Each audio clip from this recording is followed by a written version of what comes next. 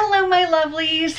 Today I have 2 boxes of book outlet books to show you. Oh my goodness, they are heavy too. Alright, let me put these down and get all this plastic off of them and we will get started.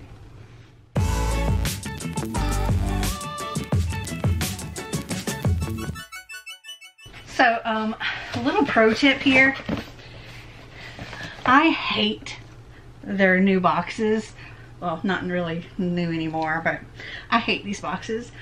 And opening them from the top is so difficult, but opening them from the bottom, so much easier.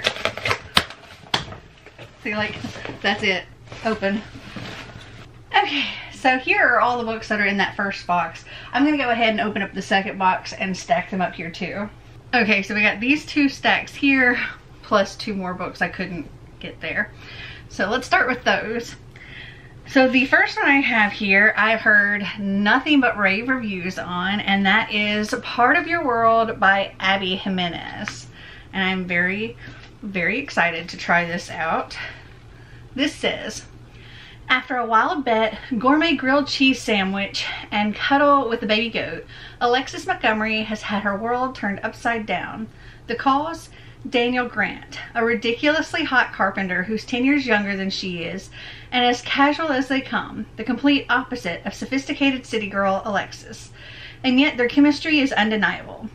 While her ultra-wealthy parents want her to carry on the family legacy of world-renowned surgeons, Alexis doesn't need glory or fame. She's fine with being a mere ER doctor. And every minute she spends with Daniel and the tight-knit town where he lives, she's discovering just what's really important. Yet letting the relationship become anything more than a short-term fling would mean turning her back on her family and giving up the opportunity to help thousands of people. Bringing Daniel into her world is impossible, and yet she can't just give up the joy she's found with him either. So many differences between them. How can Alexis possibly choose between her world and his? Let me move this out of the way and we'll set this right here. Okay, so the next one is Gastro Obscura, a food adventures guide, and I have an Atlas Obscura book, and I just, oh no, this one's a little messed up. Oh well. I just thought it would be interesting, and you know, seeing like different food from different places and stuff. So yeah. Okay, next we have The Witch's Heart by Genevieve Gornichik. This says, when a banished witch falls in love with the legendary trickster Loki, she risks the wrath of the gods in this moving, subversive debut novel that reimagines Norse mythology. Angrboda's story begins where most witches' tales ends, with a burning. A punishment from Odin for refusing to provide him with knowledge of the future. The fire leaves Angrboda injured and powerless, and she flees to the farthest reaches of a remote forest. There she is found by a man who reveals himself to be Loki, and her initial distrust of him transforms into a deep and abiding love. Their union produces 3 unusual children, each with a secret destiny, who Angrboda is keen to raise at the edge of the world, safely hidden from Odin's all-seeing eye. But as Angrboda slowly recovers her prophetic powers, she learns that her blissful life and possibly all of existence is in danger. With the help from the fierce huntress Skadi, with whom she shares a growing bond, Angrboda must choose whether she'll accept the fate that she's foreseen for her beloved family, or rise to remake their future. From the most ancient of tales, this novel forges a story of love, loss, and hope for the modern age. Alright, next up is Over My Dead Body by Sweeney Boo, and this is a cute little graphic novel. This Cami Garcia blurbed it and says, magical, mysterious, and addictive, witches and dark academia meet on every breathtaking page. Another school year begins. Oh wait, hold on, I need to make sure that this isn't like a sequel, because it started out with another school year, meaning I'm thinking maybe there was another book prior. Okay, it's a standalone. This says, another school year begins at the young, witty, hidden institute of witchcraft, and Abigail knows that this is the year she needs to buckle down, grow up, and start taking her studies seriously. But everything is thrown off course when her mentee, Noreen, goes missing. Abby's classmates are quick to put Noreen's disappearance behind them. The coven will find her, they say. They have it under control. But Abby can't let it go, and her search for answers leads her down a rabbit hole that uncovers more secrets than she can handle. As the mounting evidence steers her toward the untamed woods, that surround the Institute, Abby begins to see that Noreen's disappearance has a lot in common with the story of another girl who went missing all those years ago. Alright, next up we have The Collective by Allison Galen. And this says, just how far will a grief-stricken mother go to right a tragic wrong? Camille Gardner is a grieving and angry mother who 5 years after her daughter's death is still obsessed with the privileged young man she believes to be responsible.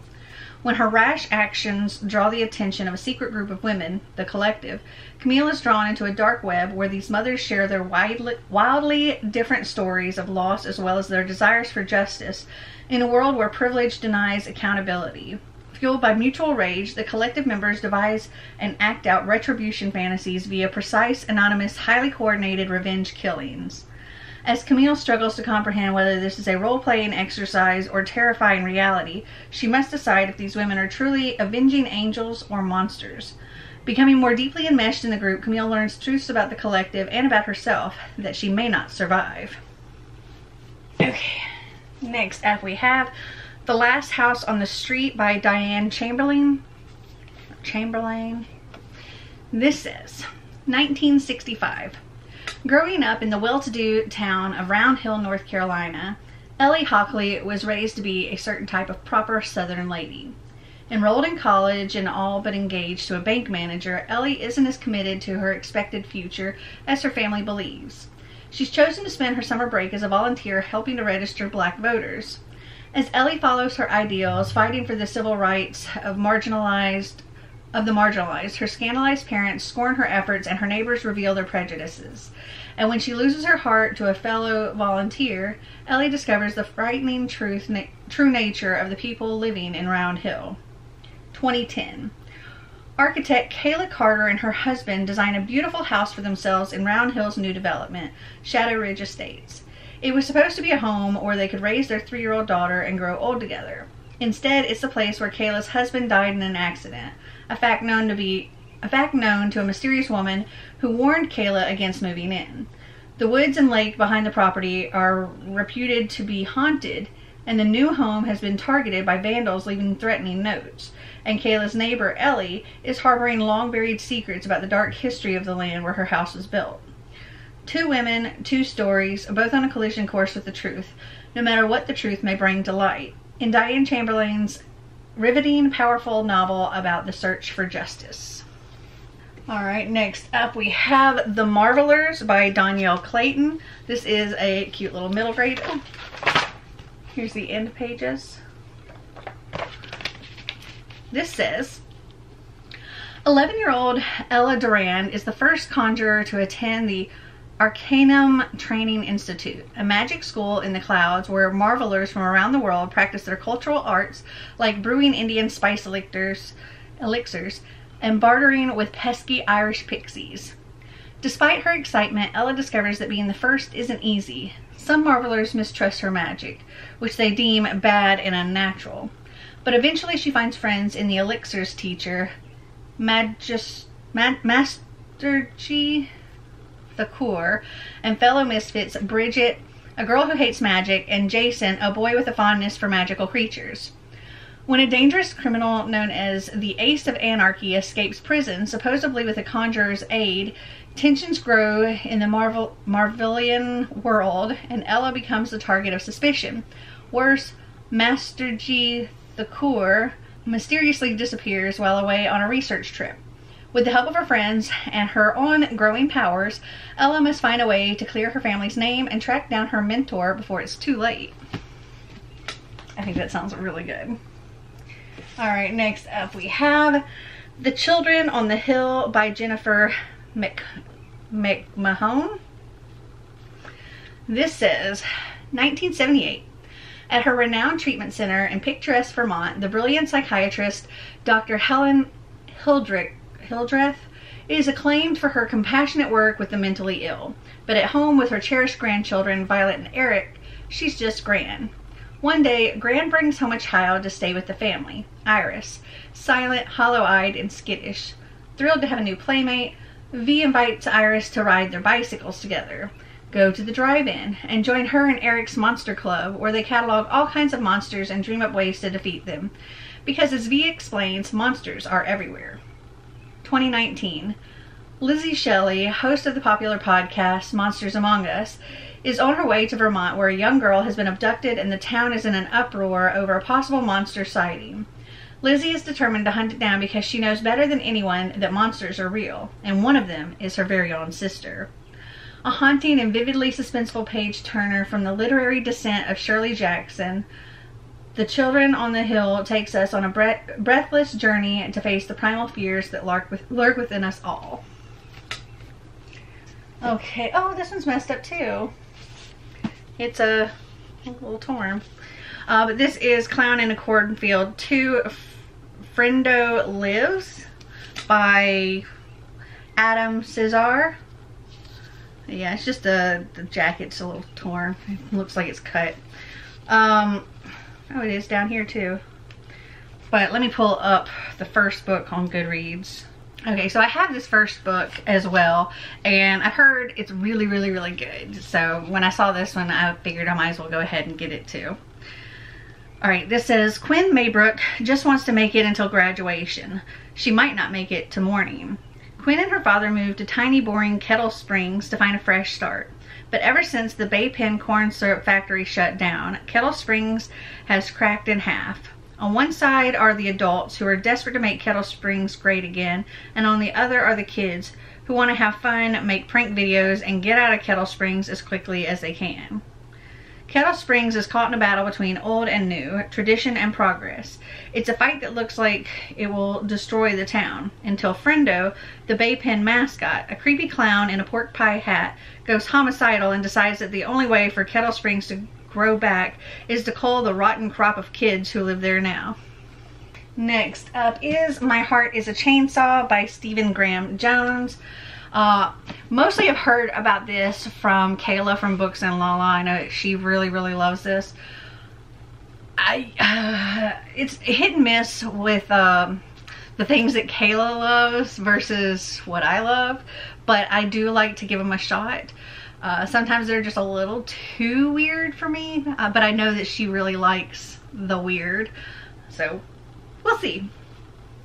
You won't find a more hardcore 80s horror fan than high school senior Jade Daniels, and you won't find a place less supportive of girls who wear torn t-shirts and too much eyeliner than Proof Rock, nestled 8,000 feet up the mountain in Idaho, right alongside Indian Lake, home to both Camp Blood, site of a massacre 50 years ago, and as of this summer, Terra Nova, a second home celebrity Camelot being carved out of the National Forest.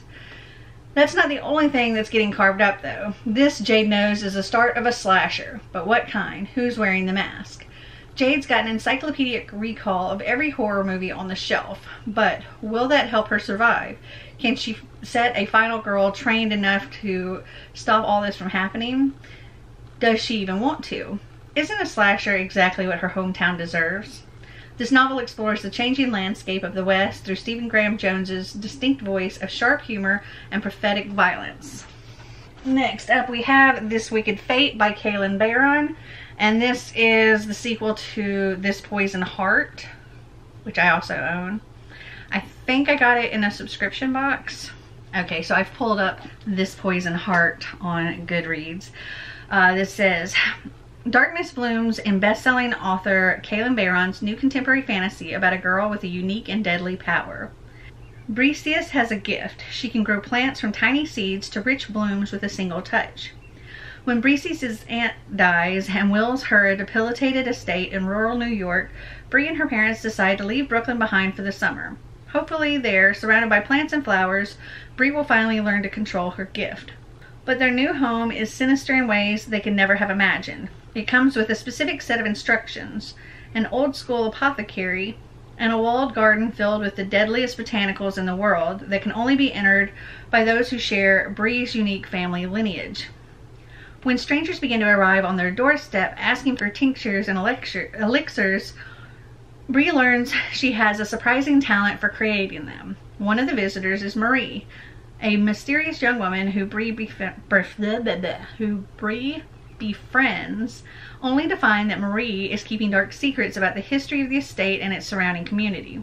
There is more to Bree's sudden inheritance than she could have imagined, and she is determined to uncover it, until a nefarious group comes after her in search of a rare and dangerous immortality elixir.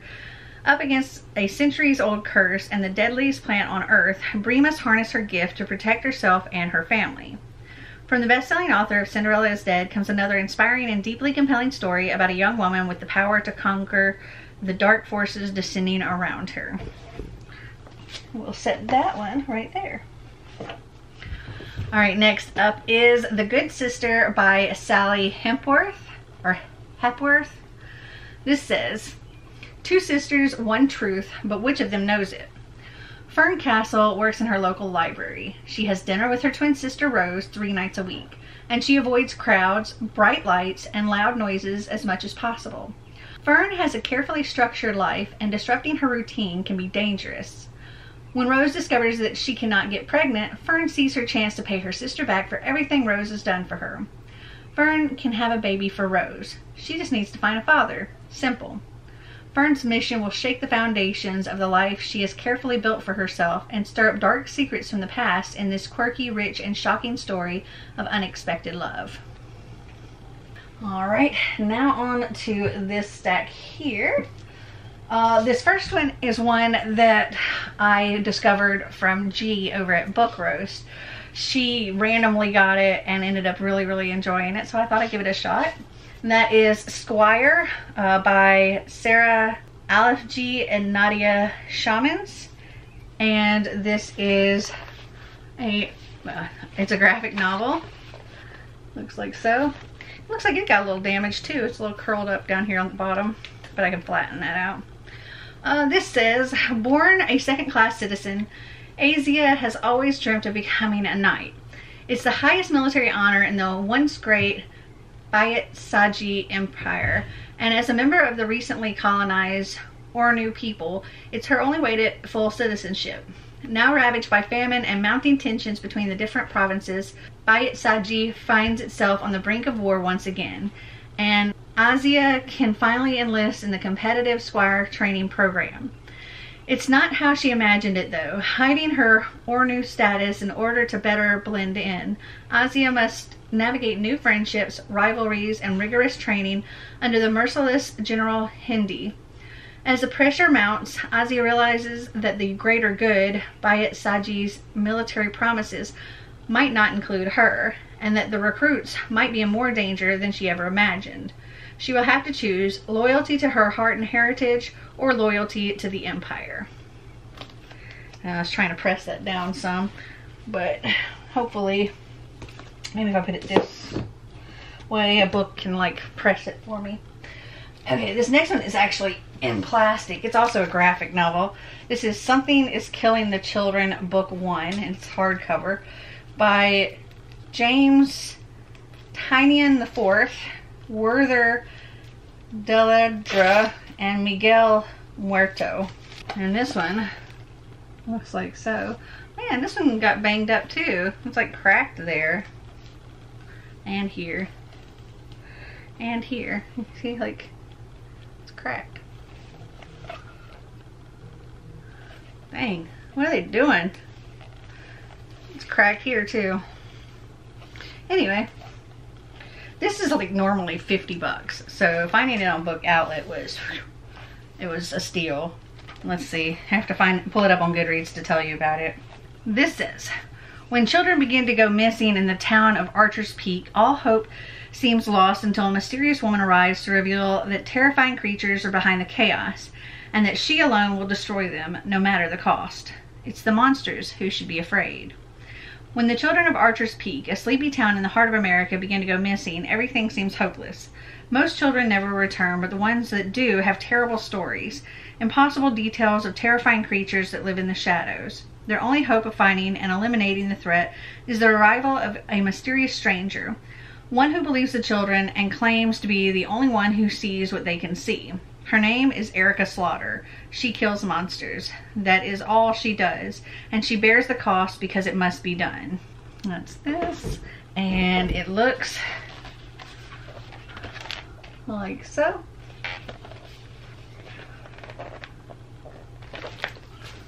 Alright, next up, this one came like super filthy looking. It's like got black stuff all over it, but I think I can clean it. It's fine. It's not like it's damaged, it's just dirty. This one is The Gentle Art of Swedish Death Cleaning. How to Free Yourself and Your Family from a Lifetime of Clutter by Margareta Magnusson. That's a little skinny book too. How long is it? It looks like it's 111 pages, but that's actually some recipes. Hold on. So it looks like the actual story or whatever is 107 pages. And these are like, it's pretty big written. It says, a charming and practical approach to putting a home in order while reflecting on the tiny joys that make up a long life. In Sweden, there's a kind of decluttering called, I can't pronounce it, meaning death, and blank, another thing I can't pronounce, meaning cleaning. This surprisingly invigorating process of clearing out unnecessary belongings can be undertaken at any age or life stage, but should be done sooner rather than later before others have to do it for you. In The Gentle Art of Swedish Death Cleaning, artist Margareta Magnusson, with Scandinavian humor and wisdom, instructs readers to embrace minimalism. Her radical and cheerful method helps families broach sensitive conversations and makes the process uplifting instead of overwhelming. Along the way, readers get a glimpse into her life in Sweden and also become more comfortable with the idea of letting go. Alright, next up is Cursed Princess Club by Lambcat. And this is another very cute graphic novel. Looks adorable. This says, meet Gwendolyn, living proof that princesses don't always have it all. Although she lives in a castle and her father is the king, Gwendolyn isn't like a fairy tale princess and isn't conventionally attractive.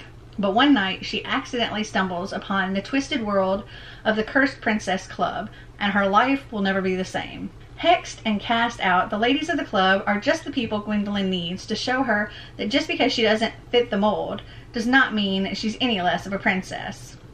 A lovely comic with a cute art style and a story that resonates with so many people. It reminds us all that we do not owe the world beauty and that we do not have to be physically attractive to everyone in order to be loved for who we really are. Alright, next up we have Elizabeth the Queen, The Life of a Modern Monarch by Sally Bedell Smith. And this is like a lot thicker than I thought it was. But I found her to be incredibly interesting. I've learned some about her past over the years and from a lot from other books that I've read. And I thought this would be really cool to have, especially now that she has passed. Next up we have Survive the Night by Riley Sagar. And I've heard mixed reviews on this, but I wanted to check it out for myself. This says, it's November 1991. Nirvana's in the tape deck, George H.W. Bush is in the White House, and movie-obsessed college student Charlie Jordan is in a car with a man who might be a serial killer. Josh Baxter, the man behind the wheel, is a virtual stranger to Charlie. They met at the campus ride board, each looking to share the long ride home to Ohio. Both have good reasons for wanting to get away. For Charlie, it's guilt and grief over the shocking murder of her best friend, who became the third victim of the man known as the campus killer. For Josh, it is to help care for his sick father, or so he says. The longer she sits in the passenger seat, the more Charlie notices there's something suspicious about Josh, from the holes in his story about his father to how he doesn't want her to see inside the trunk. As they travel an empty, twisty highway in the dead of the night, and increasingly anxious Charlie begins to think she's sharing a car with the campus killer. Is Josh truly dangerous, or is Charlie's jittery mistrust merely a figment of her movie-fueled imagination? One thing is certain, Charlie has nowhere to run and no way to call for help. Trapped in a terrifying game of cat and mouse played out on pitch-black roads and in neon-lit parking lots, Charlie knows the only way to win is to survive the night. Alright, next up is Lumberjanes Beware the Kitten Holly, or Holy, by Stevenson, Ellis, Waters, and Allen. And I got this because I have another Lumberjanes graphic novel, but I think it's like a spin-off of the original series, so wanted to get the original series. This says, Friendship to the Max. At Miss Quincella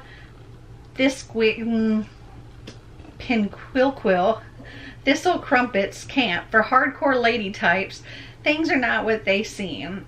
Three-eyed foxes, secret caves, anagrams. Luckily, Joe, April, Mal, Molly, and Ripley are 5 rad, butt-kicking pals determined to have an awesome summer together, and they're not going to let a magical quest on an array of supernatural critters get in their way. The mystery keeps getting bigger, and it all begins here. Alright, next up is Keeper of the Lost Cities Unlocked by Shannon Messenger, and this is book 9, I believe, in the series. Oh no, sorry, book 8.5.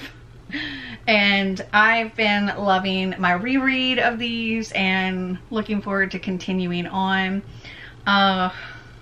Okay, let me just tell you about the first book. Okay, this says, 12-year-old Sophie Foster has a secret. She's a telepath, someone who hears the thoughts of everyone around her. It's a talent she's never known how to explain. Everything changes the day she meets Fitz, a mysterious boy who appears out of nowhere and also reads minds. She discovers there's a place she does belong, and that staying with her family will place her in grave danger. In the blink of an eye, Sophie is forced to leave behind everything and start a new life in a place that is vastly different from anything she has ever known. Sophie has new rules to learn and new skills to master, and not everyone is thrilled that she has come home. There are secrets buried deep in Sophie's memory, secrets about who she really is and why she was hidden among humans, that other people desperately want, would even kill for. In this page-turning debut, Shannon Messenger creates a riveting story where one girl must figure out why she is the key to her brand new world before the wrong person finds the answer first. And I've been buddy reading these with my coffee patrons, and we've just been loving them. Oh, was that? No, that wasn't the last one. Okay, next up is If I Die Tonight by Allison Galen. And this is an odd size because it's not mass market like paperback size. It's bigger than that, but not like, not like regular paperback size either. It's like, I don't know. It's sort of an in-between size. Anyway, this says, late one night in the quiet Hudson Valley town of Havenkill, a distraught woman stumbles into the police station after a carjacking and a hit and run, and lives are changed forever. As Liam Miller's life hangs in the balance after he was struck at the scene, the events of that fateful night began to come into focus. But is everything as it seems? The case quickly consumes social media, transforming Liam, a local high school football star, into a folk hero, and the suspect, a high school outcast named Wade Reed, into a depraved would-be killer. But is Wade really guilty? And if he wasn't, why won't he talk? Told from multiple point of views, If I Die Tonight is a story of family ties and dark secrets, and the lengths to which we'll go to protect ourselves. Alright, next up is Places We've Never Been by Casey West. Oh, this back is really cute too. And this says, Friends to Enemies to Lovers. Nora Simmons' summer road trip is going to be absolutely perfect. She's leaving California for the first time in her life. She's interviewing at her dream college, the place for future video game animators, and she's reconnecting with her childhood friend, Skylar Hutton, the boy who taught her to draw, the boy she still hasn't forgotten about after all these years. What could go wrong? Cue the RV filled with 3 siblings, 2 moms, 1 bathroom, and years of memories, and suddenly this trip isn't quite the vacation Nora was hoping for, especially when Skylar makes it clear he would rather be anywhere else.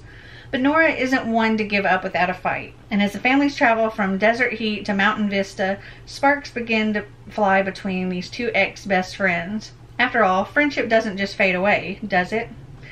Casey West delivers another romantic and heartfelt story of family, first love, and how expanding your horizons can take you places you've never dreamed of. And I love a good travel story. And then my last book here is another graphic novel. This one just looked super cute. It's called Crumbs by Dane Sterling. And it looks so adorable. This says, "Falling in love just got sweeter. In a very special town, there's an even more unusual bakery with a selection of baked treats handcrafted to help your dreams come true.